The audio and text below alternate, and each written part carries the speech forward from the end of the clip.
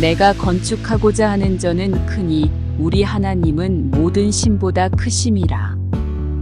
누가 능히 우리 하나님을 위하여 전을 건축하리요 하늘과 하늘들의 하늘이라 주를 용납지 못하겠거든.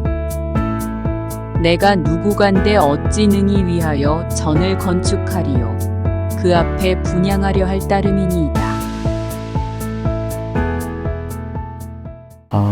저희들에게 오늘도 하나님 주시는 귀한 말씀 하나하나가 아버지의 능력이라 믿고 하나님의 능력의 말씀을 저희들 마음판에 온전히 새겨주셔서 그 말씀대로 저희도 순종되어지고 변화되어질 수 있는 저희들의 심령이 되어줄 수 있도록 성령의 능력으로 역사해 주실 줄 믿사오며 모든 말씀 예수 그리스도의 이름으로 감사하며 기도했습니다. 아멘. 감사합니다. 목사님께서 오늘 맨 처음에 하셨던 말씀이 예수 그리스도를 따르는 십자가 군병이라고 한다면 자신의 삶에 얽매이면 안 된다. 하나님이 쓰실 수가 없잖아요. 하나님이 그 사람을 필요로 해서 원해서 이렇게 하도록끔 했는데 나는 우리 자식 때문에 안 되고 나는 지금 우리 직장 때문에 안 되고 못 때문에 안 되고 못 때문에 안 되고 못 때문에 안 된다. 그래서 못한다고 했었을 때는 어떻게 보면 하나님께 본의 아니게 불순종으로 가게 되는 그런 상황이 되죠. 우리가 해야 될 그 마음의 자세는 어떤 자세일까요? 내가 순종을 할 수가 없어. 순종을 할 수가 없는 상황인데 이걸 하라고 하셨어. 시간도 안 되고. 그럴 때는 우리가 어떻게 해야 돼요? 예. 우리의 모든 것을 하나님 앞에서 과연 포기할 수 있냐 이거예요. 하나님 앞에서 포기할 수 있냐 이거예요. 이게 어려운 문제입니다, 되게. 그래서 감히 하나님 앞에 제가 그냥 순종하겠습니다라는 그 말도 교만한 말이에요. 하나님 말씀에 정말 순종하겠습니다. 뭘 순종해? 말만 한마디만 하면 하나도 할 수 있는 게 없는데. 할 수 있는 게 아무것도 없어요. 그럼 아브라함 때처럼 한번 해볼까요? 그럼 네 자식을 나한테 한번 바쳐봐. 누가 아멘 할 사람이 있어요, 여기?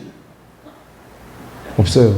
내 입술에서 감히 하나님 앞에 순종하겠습니다라고 말을 할 수가 없는 거예요.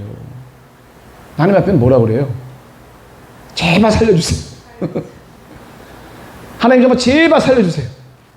진정 우리가 기도하다 보면 정말 하나님께 기도하다 보면 할 수 있는 걸로는 회개 기도밖에 없습니다.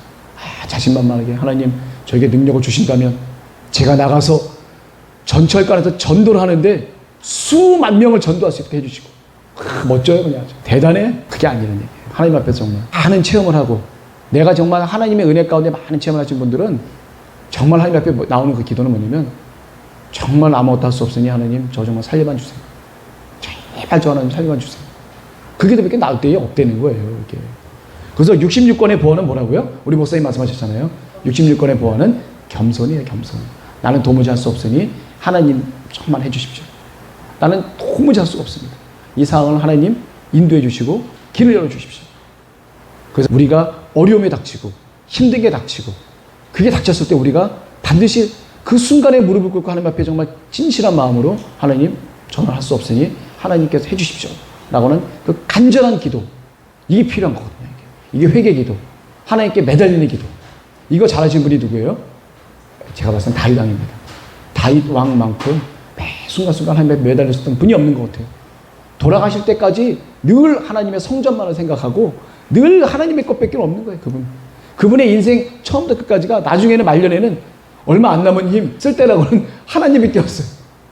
걸어다니고 식사하시고 그런 거 외에는 하나님께 드리는 거 외에는 그게 없거든요. 다윗 왕처럼 정말 하나님께 모든 전심을 다해서 드렸던 분이 없었던 것 같습니다. 그래서 만약에 교회에 있으면서 여기 계신 분들의 시간과 또 노력과 이런 모든 것들이 하나님께 드려진 것들이 있다고 한다면 그것만큼 고맙고 감사한 일이 없습니다. 그리고 특별히 내가 정말 힘들고 어려운 가운데 있지만 하나님께로 가려고 했던 그런 간절한 마음을 내가 실천했던 그런 거 있다면 더더욱더 기쁘고 감사한 마음이라고 볼 수 있어요. 오늘은 제가 여기 한번 역대하, 오늘 첫 번째 시간입니다. 1장부터 3장까지의 그 내용들을 갖다 적었는데요. 보게 되면 다윗 왕 하늘로 이제 소천하시고 그 다음에 이제 그 아들인 이제 솔로몬 시대가 왔습니다. 우리가 사무엘하 열왕기 상역을 봤었을 때는 이 성전 지은 게 다 모든 게 다 솔로몬이 한 것처럼 다 생각했던 걸로 생각했을 수도 있어요. 거기는 표현이 다 그렇게 돼 있으니까. 근데 실제로 그때 당시 다윗 왕이 준비했던 모든 내용들이 역대상에 아주 낱낱이 리얼하게 기록이 되어 있다는 것을 우리가 다시 한번 확인하게 됐습니다. 모든 것 처음부터 끝까지 다 다윗 왕이 다 준비했어요.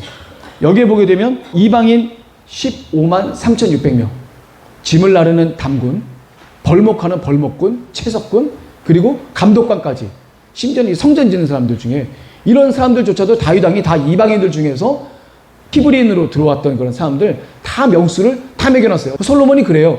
우리 아버지께서 이미 지정해 놓은 이 단군과 벌목군과 이런 모든 사람들을 다 당신들이 보내준 사람들에게 도울 수 있도록끔 내가 해주겠다라고 솔로몬 왕이 두로 왕 히람에게 서신을 보낼 때 표현하다 그렇게 하죠. 이 모든 것들이 다 누가 예비하셨냐면 다윗 왕이 예비한 거예요. 솔로몬이 예비한 거는 사실 거의 없습니다. 근데 솔로몬의 중요한 건 뭐였어요? 솔로몬 왕이 있었기에 다윗 왕이 준비한 이 모든 것들이 실질적으로 이 세상에서 하나님의 놀라운 능력과 역사가 펼쳐질 수 있도록끔 한 사람이 바로 솔로몬이라는 거예요. 그래도 솔로몬 왕이 재위한 뒤, 왕으로 즉위를 한 뒤 4년 2월 2일 날, 2월 초 2일 날, 그죠? 여기 표현해 보면, 여기 보면 이렇게 돼 있죠. 성전 건축에 보게 되면 솔로몬 왕이 등극을 한 뒤 4년 2월 2일 날 처음으로 성전 건축이 시작이 되는 날이 됩니다. 저 때가 어느 때냐면 솔로몬 왕이 언제 등극을 하면 내가 이제 이따가 말씀을 드리겠지만 970년에 등극을 하게 되거든요. 그랬을 때 BC니까 4년 뒤면 4를 빼야죠. 그래서 966년이야. 근데 966년 되던 해가 마치 출애굽 딱 480년 되던 해입니다. 480을 더해보면 어떻게 돼요? 1446년이 돼요. 그래서 저희가 맨 처음에 우리 그 모세 오경 했었을 때 우리가 출애굽하던 당시의 년도가 BC 1446년이에요. 그래서 그 1446년의 역사적인 근거가 바로 솔로몬 왕이 된 지 4년 뒤라는 이 기준을 갖고 우리가 만들었던 게 바로 1446년으로 우리 근거로 올라가게 된 겁니다. 이 솔로몬 왕이 아니었었으면 하나님을 갖다 경배하지 않고 우상을 숭배하고 하나님 앞에 죄를 졌던 사람이라고 한다면 하나님의 성전 건축이 제대로 될 수가 없었겠죠. 하나님이 왜 다윗 왕의 아들들 중에서 왜 하필이면 그 많은 아들들 중에 왜 솔로몬을 택했냐 이거예요. 다윗 왕이 하나님 앞에 온전히 순종하는 사람이니까 솔로몬을 택했죠. 인간적인 마음 같았으면 누구 택했어요? 아도니아를 택할 수도 있었어요. 원래 아도니아 차례예요. 그 아도니아는 이스라엘 중에서 제일 미남이래요. 압살롬만큼 아주 미남이고 잘생겼고 사람들에게 평판이 좋고 삐까뻔쩍한 사람 시키고 싶지. 누구도 모르는 사람 어떻게 마음대로 시켜요. 하나님은 누굴 선택했냐면 내 아들 솔로몬이라고 분명히 하나님 말씀하셨거든요. 다윗 왕의 순종에 의해서 솔로몬 왕이 됐고 솔로몬 왕도 다윗 왕이 물려주신 모든 은과 금과 놋과 이런 모든 것들을 다 온전히 물려받고 다윗 왕이 성전 건축을 이렇게 해라고 도면까지 작성한 것을 솔로몬 왕에게 줬을 때 솔로몬 왕도 그대로 받아서 하나님 앞에 먼저 드리게 되죠. 그리고 재위를 한 지 4년이 지나고 난 뒤에 처음으로 성전 건축이 들어가는데 이 4년 동안은 아무래도 여러 가지 일들이 있었을 것 같아요. 자기를 갖다가 모함했던 요압, 그리고 아도니아도 죽임을 당했고 요압도 죽였고 아비아달도 파면시키고 이 정치적으로나 보나 이렇게 안정이 좀 덜 된 시기에 안정을 다지고 난 뒤가 바로 이제 4년째 되던 해 솔로몬 왕이 처음으로 한 게 뭐예요? 기브온 산당에 가서 어떻게 돼요? 1,000번제를 드리게 되고 1,000번제를 드릴 때 뭘 구하게 돼요? 하나님 저에게 오래 살 수 있는 그 장수의 능력과 재물과 권력과 이걸 주십시오라고 했나요? 지혜와 지식을 하나님께 온전히 구했을 때 하나님이 어떻게 하셨어요? 거기다가 플러스 알파 보너스로 재물과 그분의 부귀 영화까지도 다 허락하셨던 하나님이신 거예요. 그러니까 그 나라와 그 일을 먼저 구했던 솔로몬은 그에게 필요한 모든 재물과 부귀 영화는 하나님께서 덤으로 주셨다는 것이 바로 예수 그리스도인들의 축복의 비결이라고 볼 수 있습니다. 그리고 그리 아니하실지라도 우리는 어떻게 돼요? 늘 감사해야죠. 우리의 마음은 하박국 선지자가 얘기하는 것처럼 무화과 나뭇잎이 마르고 포도 열매가 없고 감람 열매도 없고 논밭에 식물이 없는 아주 지옥 같은 상황에서 하박국 선지자가 말씀하신 게 뭐죠? 난 여호와로 즐거워하다. 여호와 한 분만으로도 내가 이런 지옥 같은 상황에서도 하나님을 위해서 내가 하나님 한 분만을 위해서 내가 정말 즐겁게 기쁜 마음으로 감사한 마음으로 감사할 수 있다는 진정한 고백을 과연 할 수 있을까? 저 예전에 훈련받을 때 보니까 욕밖에 안 나오던데 승질 나갖고 막 뭐라고 우리 아주 힘들 때도 있었어요. 아주 힘들 때도 있었어. 그래갖고 먹을 것도 좀 없어갖고 남자분들 목사님이 야 그래도 너 목사인데 사모도 있고 그런데 남자분들 가서 같이 좀 식사해야 되지 않겠니? 그 추장로님이 오셨나? 추장로님한테 제가 장로님 빈손으로 오시는 거 아니죠? 라면이라도 좀 사들고 오세요. 농담 반 진담 반 했는데 그렇게 해서 그럴 정도로까지 저희가 지금은 솔직히 말하면요 저희들이 줘도 안 먹어요. 지금은 건강 아낀다고. 옛날엔 밥을 막 이만큼씩 먹었거든요. 왜냐면 훈련 받을 때이기 때문에 그때 못 먹으면 언제 먹을지 몰라. 뻥 터지면 부엌이 날아가 버리기 때문에 어디 간지 모르겠어. 우리 어디서 먹어야 되는 거야. 그리고 다 흩어져. 그리고 뒤로 내려가서 밑에 가서 우리 기숙사 가서 한번 먹기도 하고 여러 가지로 우리가 밑에 가서 먹기도 하고 여기서 먹기도 하고 그 훈련 받을 때는요 어디서 먹었는지 어디로 먹었는지 다 기억이 잘 안 나요. 사실 솔직히 너무 배고플 때인데 올라오다가 자 날개기가 있길래 너무 맛있겠다 그리고 그걸 먹었던 올라온 적도 있었고 여러 가지 그런 상황들이 많이 있었었는데 하나님이 그 순간순간을 거치면서 우리들에게 요구했던 건 뭐냐면 감사함이라는 거예요. 감사함. 솔로몬이 1차 번째 제사를 하다가 드리게 됐는데 솔로몬의 어떤 그런 그 순종하는 그런 마음들 그게 없었다고 한다면 하나님의 그게 될 수가 없었다는 얘기예요. 온전한 순종은 어떻게 돼요? 네, 알겠습니다. 아브라함에게 평생 자식이 없다가 사라에게 자식이 없다가 언제 돼요? 100살 만에 자식이 태어났어. 주지나 말지. 100살 만에 태어난 거는 어떻게 돼요? 또 바치래 죽이래요 또. 그게 말이 되냐고. 그럼 아브라함은 얼마나 할 말이 많겠어요. 단 한 번도 덤비지 않았잖아요. 덤비지 않는다는 거는요. 내 속사정을 얘기하는 게 덤비는 거예요. 하나님 어떻게 그럴 수 있어요? 이거는 덤비는 정도가 아니라 그거는 파멸당하는 거고. 하나님께 덤비는 거는 마음속에라도 내가 말을 안 하더라도 마음속에라도 내가 하나님 정말 이건 아닌 것 같은데 라는 그거 말조차도 사실은 하나님께 덤비는 거예요. 그거는요. 어떻게 돼요? 그게 딱 왔었을 때 아브라함은 어떻게 했어요? 기도했겠죠. 기도하다 보니까 어떻게 돼요? 그 주변 사항들을 하나님께서 넓혀주셔서 이삭이 뭐라고 물어봐요. 근데 왜 재물이 없어요?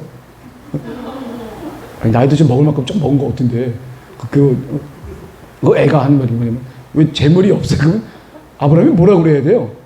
할 말이 없잖아요. 지혜로만 한마디 했습니다. 아브라함이. 하나님께서 예비해 두셨다. 누군지는 얘기 안 해. 뭔지도 얘기 안 해. 어떻게 돼? 믿음으로 하나님께 아브라함을 믿음의 조상이라고 했던 건 뭐냐면 하나님께 안 덤볐다는 거예요. 투덜대지 않았다는 거예요.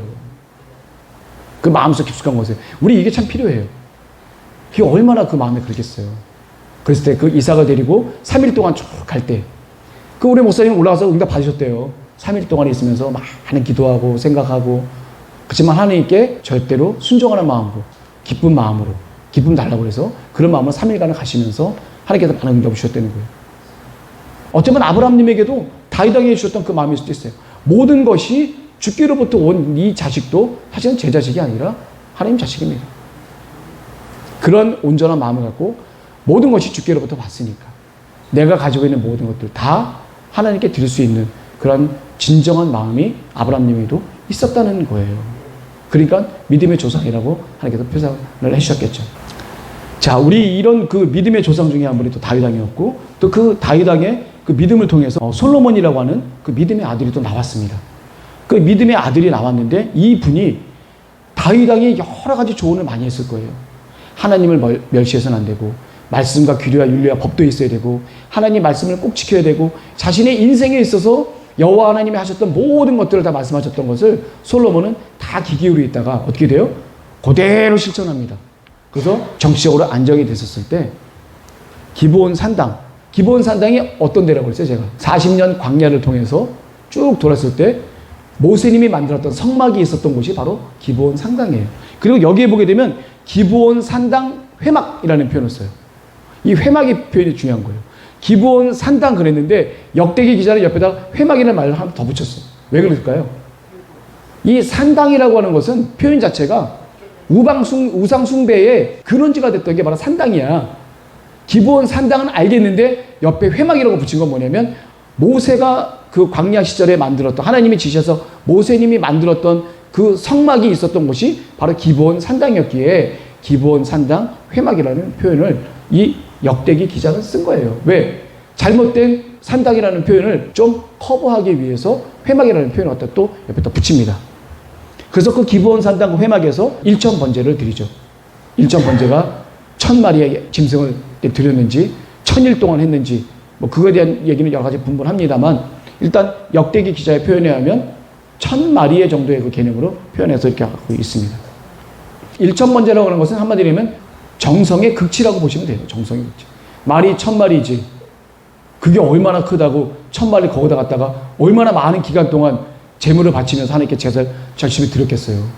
그 기간 동안이 얼마나 만큼 힘들고 고되고 그렇게 했겠어요. 제사만 하더라도. 그랬을 때 이 기브온 산당에서 일천번제를 갖다가 드리게 된 거죠. 성막을 지었을 때 그 장인인 이름이 누구였죠? 부살렐이라고 아시죠? 부살렐. 훌의 손자. 우리의 아들. 유다지파. 훌이 누군지 아세요? 아론과 훌 할 때 훌. 아말렉 족속과 싸움에서 모세님이 양팔을 들었을 때 한쪽 팔이 내려가지 않도록 지탱했던 분이 바로 훌입니다. 훌.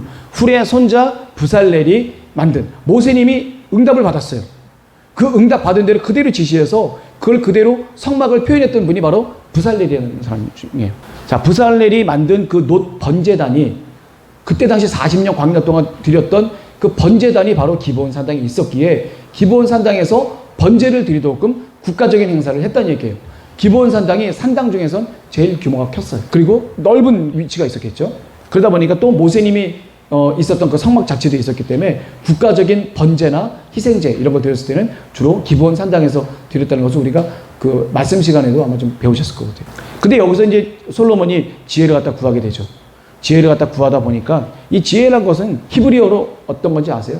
주석서 중에 호크마 주석서라고 있는데 그 호크마가 바로 그 지혜라는 뜻이에요. 지혜. 그래서 이거는 어떻게 보면 명철, 슬기로움, 도덕적인 성실, 영적 청결함 이런 모든 것들이 아주 복합적으로 만들어져서 하늘로부터 이거는 세상으로 받던 지혜가 아니라 하나님으로부터 받는 그 지혜. 도무지 내가 불가능한 그 상황에서도 하나님이 능력을 펼쳐주셔서 그 지혜로 말미암아서 그 어려움을 뚫고 나갈 수 있는 바로 그 하늘로부터 주는 그 놀라운 능력이 바로 그게 하늘로부터의 지혜입니다. 그 지혜를 가진 사람이 기도하고 앞으로 나아갔을 때는 그 길을 하나님이 열어주시는 거예요. 하나님이 주신 그 지혜는 하나님의 역사가 함께하기 때문에 내 기도가 합쳐졌을 때는 하나님의 역사와 맞닿았을 때는 불가능도 가능으로 벌어질 수 있는 역사가 바로 지혜의 역사예요. 바로. 그래서 우리가 지혜를 갖다가 반드시 구해야 될 줄 믿습니다. 잠언서에 보게 되면 솔로몬의 지혜가 많이 여러 가지 돼 있죠. 그게 하늘로부터 온 그 지혜라고 보시면 되겠습니다. 인생에 우리가 다 적용하는 지혜일지 모르겠지만 그 모든 지혜조차도 다 하늘에서부터 온 지혜라는 것을 우리가 알 수 있어요. 자, 그래서 솔로몬은 하나님께 먼저 구하는데 국가적인 번영이나 국가의 위대함, 자신의 어떤 부귀영화 이런 걸 먼저 구할 수도 있었겠지만 특별히 솔로몬이 먼저 구한 것은 바로 지혜와 지식입니다. 하늘의 것을 먼저 구하고 하나님의 것을 먼저 하면서 하나님의 것을 먼저 구할 수 있는, 그러니까 저희들도 그 기도의 그 비결을 우리가 잘 깨달아야 돼요. 기도 잘하는 법 뭐 쭉 나열하는데 그 남들 얘기하는 거 볼 필요 없어요. 아니 말씀에 다 나와 있잖아요. 어떻게 기도해야 된다는 게 이 솔로몬으로부터 나와 있잖아요. 자신의 모든 주변 사항들 중에 가장 먼저 했던 게 하나님께 드리는 예배, 제사였었고 그 중에서 하나님께 구한 것은 부와 명예와 권력이 아니라 하나님의 능력과 하나님의 말씀과 지혜를 먼저 구했던 부분이 바로 이 솔로몬의 그 귀한 지혜였었습니다. 그때 하나님이 뭐라고 하세요? 지혜와 지식뿐만 아니라 필요로 했던 게 뭐예요? 부와 권력과 명예와 이런 모든 것들도 하나님께서 주겠다라고 말씀하시면서 그것까지 받게 되는 거겠죠. 그래서 솔로몬 왕이 다윗 왕 못지않은 커다란 부귀영화를 누리게 됩니다. 이건 솔로몬이 하늘로부터 얻은 축복이에요. 예를 한번 들어볼게요. 다윗 왕이 하늘로부터 받은 축복이 있어요. 다윗 왕 때문에 솔로몬 왕이 하늘로부터 받은 축복을 다 받을 수 있을까요? 그렇지 않아요. 그 상황에서 또 하나님 앞에 또 죄를 짓게 된다면 어떻게 돼요? 그냥 모든 게 다 수포로 돌아가는 거예요. 이방 민족이 침략하기 시작하고 다른 큰 민족이 일어나서 이스라엘 민족을 침략하고 또 다 망해버리고 이런 일이 벌어질 텐데 다윗 왕이 하나님께 구한 지혜와 하나님께서 아브라함에게 약속하셨던 수없이 많은 백성들을 저에게 이렇게 허락하셨는데 제가 어떻게 이 많은 백성들을 치리하고 다스리고 인도할 수 있겠습니까? 하나님의 백성을 인도할 수 있는 지혜를 저에게 주십시오. 먼저 구했어요, 하나님께. 사랑하는 이스라엘 민족을 먼저 구할 수 있는 방법을 하나님께 구했기 때문에 하나님이 기쁘셨던 거예요. 하나님의 마음에 합당한 기도가 된 거예요. 여기 계신 우리 분들도 하나님께 드리는 기도가 하나님 마음에 합당한 기도가 되길 바랍니다. 합당한 기도가 되길. 내 기도가 막 올려줄 수 있겠지만 점점 하나님과 기도하는 그 순간에, 오랫동안 기도하는 그 순간에 내 마음은 점점 하나님과 맞닿을 수 있는 기도, 내 마음과 합한 자라고 다윗에게 표현하셨던 것처럼 하나님의 마음에 합할 수 있는 내 마음의 기도가 되기를 저희 정말 간절히 기도합니다. 자, 우리 솔로몬께서는요, 그렇게 하나님께 마음에 맞는 기도를 드렸어요. 그리고 우리 열왕기에 보게 되면은 솔로몬이 드렸던 여러 가지 7가지 기도, 특별한 기도들이 있었잖아요. 그런 모든 기도들은 사실은 제외가 됐습니다. 하나님께 성전 건축을 준비하고 하나님께 드리는 제사를 준비하는 이 과정들만 조금 더 열왕기보다는 더 부각시켜서 되어 있는 표현이 바로 이렇게 되어 있어요. 하나님께 응답받는 과정, 하나님과의 교통하는 과정은 선지자적인 관점에서 열왕기서에 주로 많이 나와 있고, 여기는 제사장적인 관점이기 때문에 성전 건축이나 또 제사나 이런 규례와 관련된 이런 부분들을 좀 많이 좀 두각을 시켰던 게 바로 역대기입니다. 그리고 에스라 학사 자체도 두 번째 이스라엘 포로들과 같이 왔지만 그들이 어떻게 하나님께 예배를 드려야 되고 어떻게 성전을 갖다 잘 건축하고 어떻게 하나님께 잘 해야지만 되는지를 잘 모르니까 이렇게 해야 된다라고 방향을 제시하기 위해서 이 역대기를 갖다가 쓴 거예요, 우리 에스라 학사께서. 그러다 보니까 목적은 거기에 있었습니다. 선지자적인 목적이 아니라 제사장적인 목적이기 때문에 제사와 성전과 규례와 이런 모든 것들을 더 강조할 수밖에 없었다는 것을 제가 한번 말씀드리고 싶습니다. 솔로몬 왕이 부귀영화를 누리는데 여기에 보게 되면 병거가 1,400승, 마병이 12,000명, 또 병거성에도 두고 예루살렘 왕에도 둬서 여러 가지 말과 기병과 마병이 있다는 얘기는 어떤 얘기예요? 병거가 있다는 얘기는 뭐예요? 전쟁에 대비한다는 얘기죠. 전쟁에 대비해서 주요 곳곳에 병거와 마병들로 이렇게 꽉 채운 겁니다. 원래 이스라엘 초기에는요, 병거, 마병, 뭐 이런 게 없었어요, 사실은. 그냥 싸우는 거야. 우르르 달려가서 그냥 동네 패싸움하듯이 싸우는 게 그게 이스라엘 한 분들의 방식. 오직 그분은 만군의 여호와 이름으로 가는 거예요. 그러면 자기네가 가는 거 쓰지도 않아도 이미 거기서 하나님이 다 처리해 주셔. 그냥 우릉깡깡 해갖고 거기 다 무너져. 가서 그냥 전리품만 쓰고 해오면 돼. 그냥 곡괭이 들고 가갖고 방패 집어오면 돼요, 그냥. 그럴 정도는. 하나님이 모든 걸 해주셨기 때문에 그들의 무기 갖고는요, 블레셋 사람들이 이길 수 없다니까. 절대 못 이겨요. 그런데 어떻게 돼요? 다윗 왕이 온 나라들을 다 점령하다 보니까 그들이 바치는 조공들이 있을 거 아니에요. 거기에 말들이 있을 거고, 또 무역을 하다 보니까 돈이 생기니까 어떻게 돼요? 말 많은 국가, 애국 같은 데서 이 말이 많다는 게 이 말이 아니라 달리는 말이 많다는 거예요. 달리는 말이 많은 그 애굽에서 수입을 해갖고 또 어떻게 돼? 수수료 떼갖고 또 팔아. 또 아람이나 블레셋이나 애들한테 또 팔아요. 또 무역까지 해. 이 솔로몬 시대에는 엄청난 부귀영화를 누렸던 그 가장 큰 이유가 뭐냐? 바로 무역이에요, 무역. 그러면서 마병과 말과 이게 많이 생겼는데 다윗 왕은요, 말이 많이 생겼어. 근데 말 100필만 남겨놓고 싹 죽여버려. 왜 그랬을까요? 신명기 말씀에 써 있어요. 17장 16절 말씀에 하나님께서는 말을 두는 것을 금지했습니다. 저때 당시에 말은요, 한마디로 얘기하면 전차 같은 행위예요.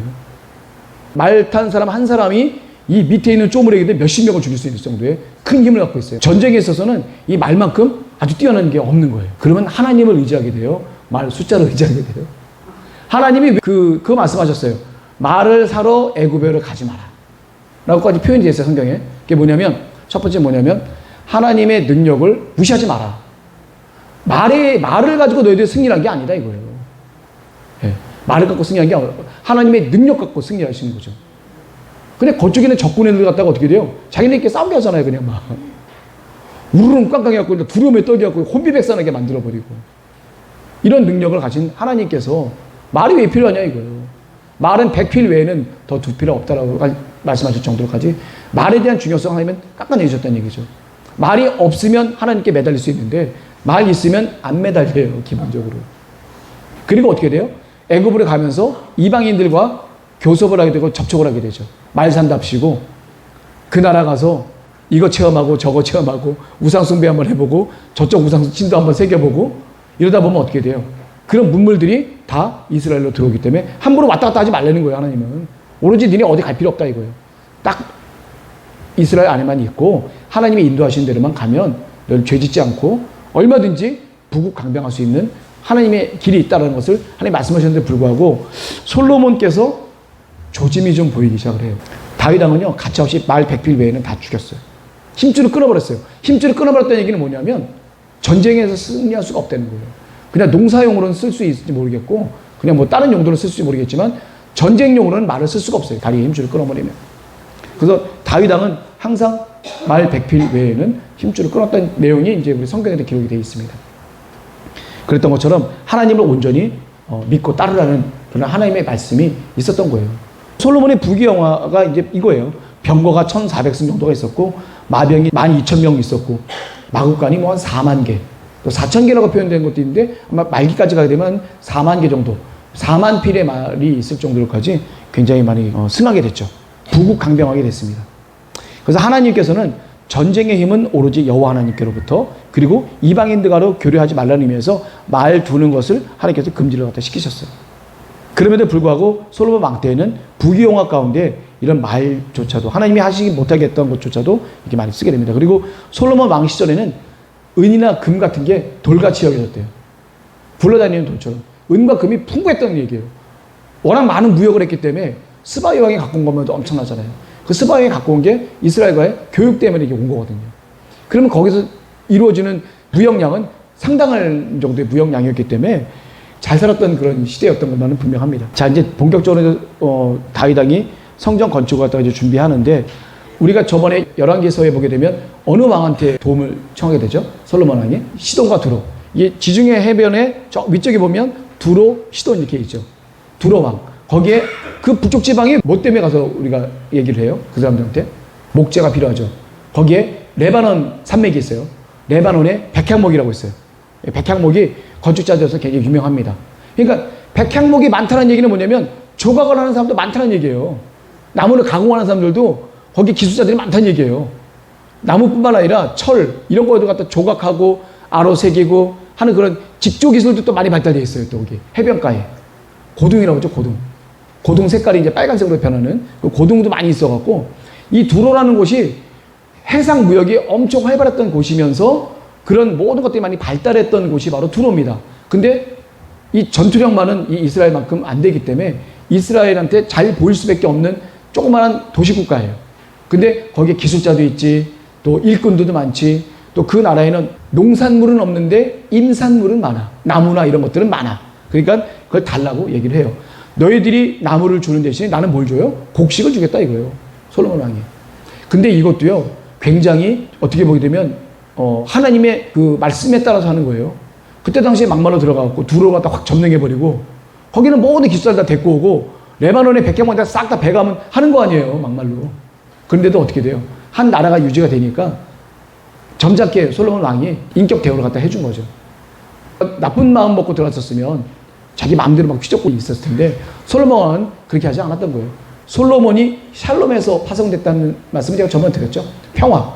이 평화를 갖다 상징하는 그 왕이다 보니까 그런 마음을 하나님께 주시지 않았던 것 같아요.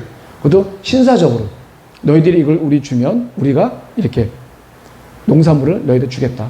우리 나무가 필요하니까 또 기술자가 필요하니까 그런 사람들 갖다 주면 내가 너희들에게 필요한 농산물을 우린 많이 있으니까 납달리 지역 이 북부 지방에 비옥과 평야들이 있는 곳에서 나오는 우리 농산물들이 많으니까 이걸 너희들에게 주겠다. 서로 물물 교환하자. 좋게 좋게 얘기를 합니다. 그래서 두로왕 히람 여기는 후람으로 되어 있는데 열왕기에는 히람으로 되어 있어요. 여기는 이제 후람으로 표현이 되어 있죠. 두로왕 후람에게 얘기를 합니다. 그래서 이스라엘을 보게 되면 물건 나르는 짐꾼을 담군이라고 해요. 담군.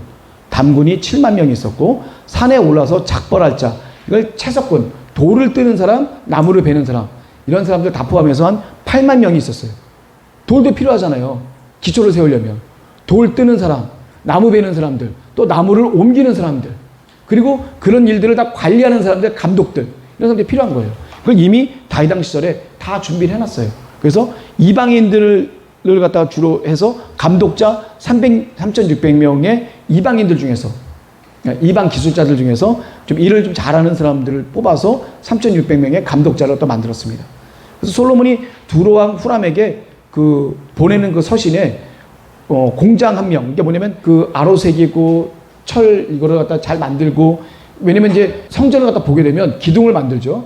기둥 그거 하나하나 이 깎는 이거 기술도 있어야 되고, 금을 입히는 기술이 있어야 되고, 그걸 또 파갖고 또 그림을 새기는 기술도 있어야 되고, 별의별 기술이 다 있어야 돼요. 이스라엘도 있었지만 이 두로 지방에 있는 기술자들이 훨씬 더 뛰어난 기술자들이 많았었기 때문에 그 중에 한 사람을 딱 요구한 거예요. 그래서 이름이 뭐예요? 후람 아비 들어보셨나요? 후람 아비. 보통은 열왕기서에 보게 되면 두로 왕 이름도 히람이고 기술자 이름도 히람이에요. 그리고 여기도 보통 보면 두로 왕도 후람이라고 하는데 그 사람 이름도 후람이라고 하는데 후람 아비가 원래 풀네임이에요. 전체 긴 이름이 후람 아비예요. 그래서 담례로 이제 양식도 제공하겠다고 이제 솔로몬이 얘기를 하죠. 그래서 성전을 갖다가 내가 건축을 해야겠습니다라고 얘기를 하는 거예요. 내가 향 재료도 사르고 예배를 드린다는 얘기죠. 분향단에다가 내가 예배를 해야 되고, 또 항상 떡을 진설하고 진설병이 있으니까, 그리고 절기마다 조석으로 내가 번제를 드려야겠기에 하나님의 성전을 내가 정말 져야 되고 아주 위대하고 멋지고 크게 져야 됩니다 라고 했었을 때 두로왕 히람이 어떻게 돼요? 무조건 잘 보여야겠지만 솔로몬 왕의 말을 적극적으로 받아들여서 하나님을 아주 찬송을 합니다. 그리고 당신이 원하는 모든 나무들 아주 아낌없이 내가 드릴 거고, 그리고 기술자 모든 사람들 다 붙여드리겠습니다. 그리고 저한테 주신다고 했던 그 양식은 꼭 우리 부하들에게 붙여서 꼭 보내주세요. 왜냐면 양식이 많이 부족하기 때문에 거기는. 여기서 솔로몬 왕이 성전의 건축을 하는데 그 두로왕 후람에게 보냈던 그 편지 중에 하는 말이 뭐냐면, 하늘들의 하늘이라도 여호와를 감당하지 못한다. 그 얘기 뭐냐면요, 아무리 삐까뻔쩍한 거라도 그 거룩하신 하나님이 거하시기에는 알맞는 게 없다는 얘기예요. 이 세상은 하늘들의 하늘. 우리 유대인들은 하늘이 여러 층이 있다고 생각했어요.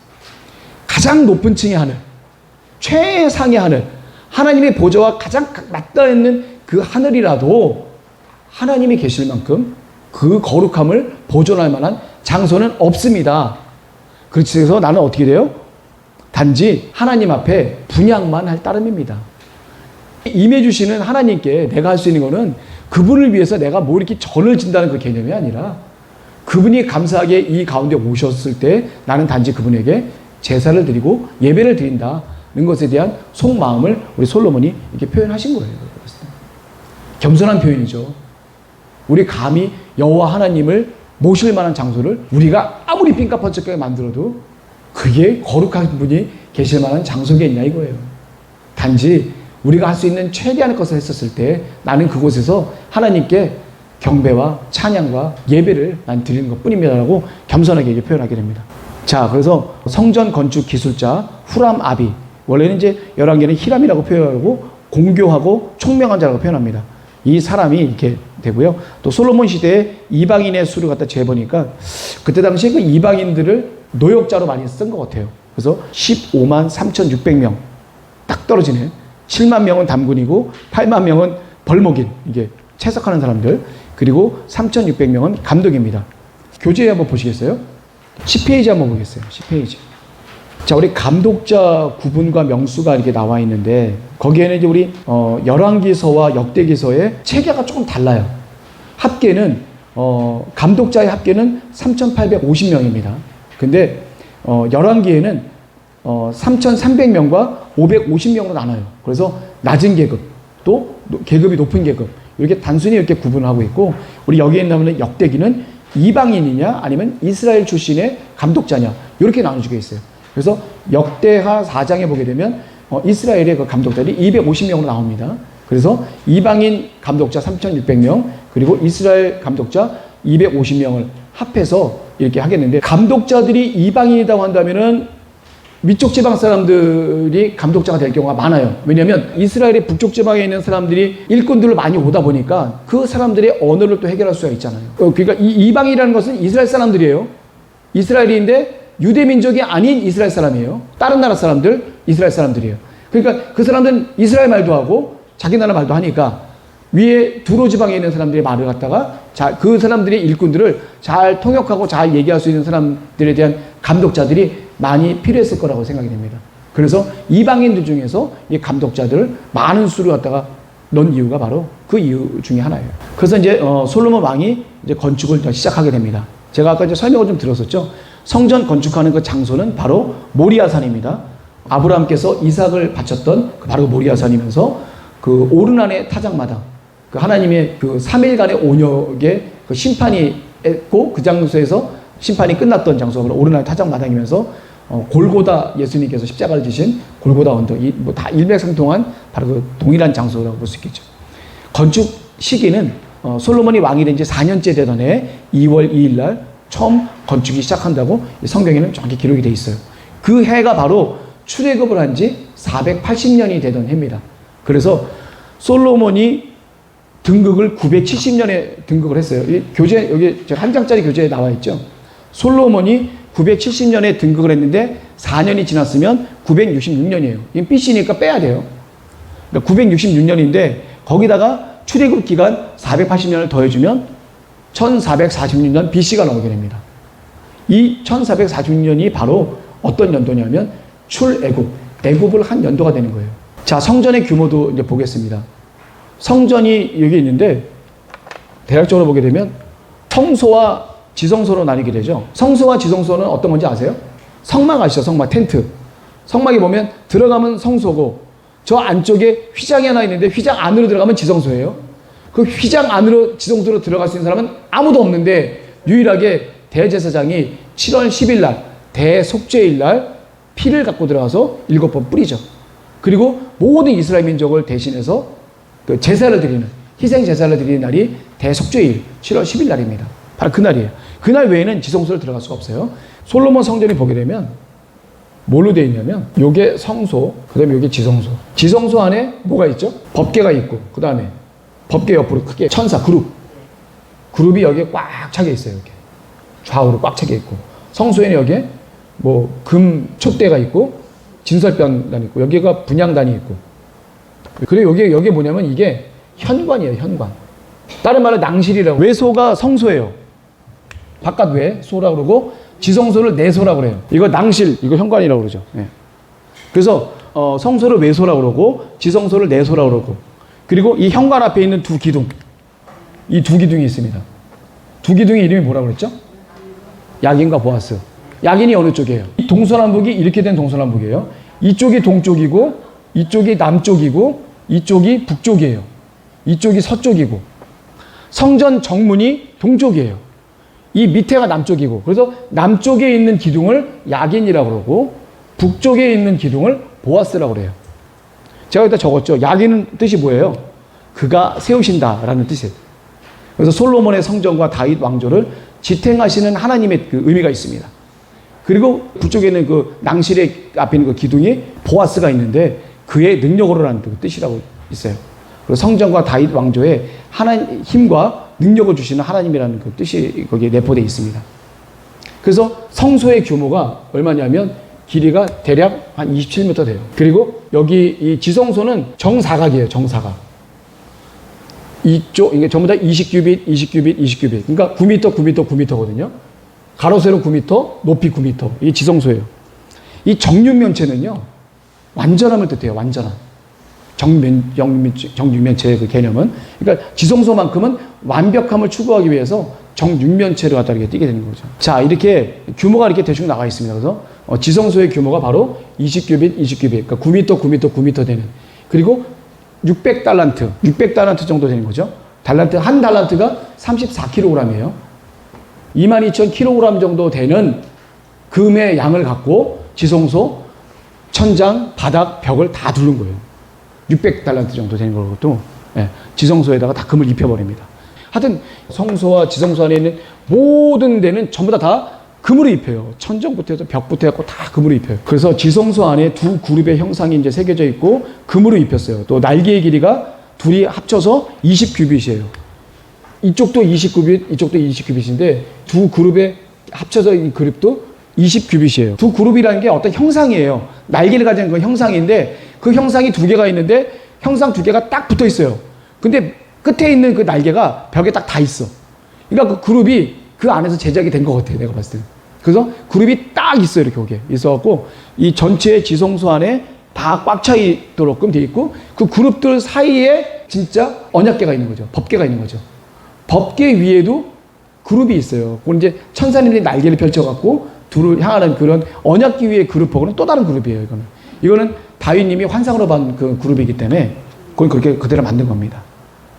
자, 그렇게 해서 오늘까지는 이제 솔로몬께서 선조이신 다윗 왕으로부터 받은 그 설계도대로 하나님의 성전을 갖다가 건축하는 일에 먼저 힘을 쓰게 됩니다. 그러니까 이때까지만 해도 솔로몬 왕은 다윗 왕의 그 하나님께 대한 그 믿음을 그대로 이어받아서 자신이 마음과 뜻과 정성을 다해서 먼저 하나님께 예배를 드리고 지혜를 구하고 백성을 다스릴 수 있는 그런 마음에 대한 그 기도를 드렸을 때 하나님이 흡족하신 거예요. 그래서 부귀영화도 다 허락하셨고 다 모든 걸 다 허락하셨는데 그러다 보니까 어떻게 돼요? 틈이 생겨서 점점 우상 숭배의 길로 갈 수밖에 없는 그런 상황으로 빠지게 돼요. 빠지게 되지만 아직까지는 그래도 하나님의 전을 지을 때까지만 해도 하나님께 온전히 드리는 그 기쁜 마음이었었기 때문에 굉장히 하나님께서 기뻐하셨던, 이미 지혜를 구한 그 마음만으로도 굉장히 기뻐하셨습니다. 우리가 여기서 먼저 다윗 왕과 솔로몬 왕에게 하나 배워야 될 것은 뭐냐면, 이분들은 왕이지만 자신들이 추구할 게 많아요. 먹을 거, 입을 거, 권력과 여자와 그 다음에 뭐 술과 뭐 이런 모든 세상에 정말 자기를 즐겁게 하시는 모든 것들이 많지만, 이 다윗 왕과 솔로몬 왕은 첫 번째가 하나님이었고 하나님께 먼저 기도하는 것을 가장 최우선으로 했던 왕들이었기 때문에 모든 게 다 하나님이 만사형통을 하셨어요. 자신이 지은 죄가 있어서 죄값은 치른다 하더라도 인간이기 때문에 한계가 있어서 죄를 지을 수밖에 없지만, 죄 짓는 가운데에서도 그분들의 마음만큼은 하나님께로 전심으로 향했다는 거예요.